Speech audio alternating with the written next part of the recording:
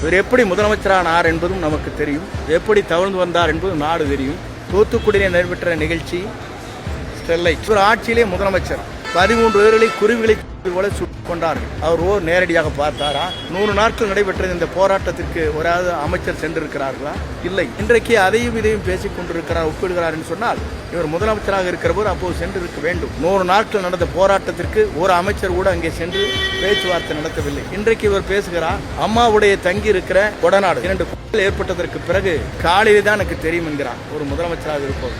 அது மட்டுமல்ல, அது தனியாரிடம், அதற்காக நான் சட்டமன்றத்திலே பேசியிருக்கிறார். இவர் எத்தனை முறை அம்மாவிடத்திலே சென்றார் என்பதும் நமக்கு தெரியும். இவர் எப்படி முதலமைச்சரானார் என்பதும் நமக்கு தெரியும்.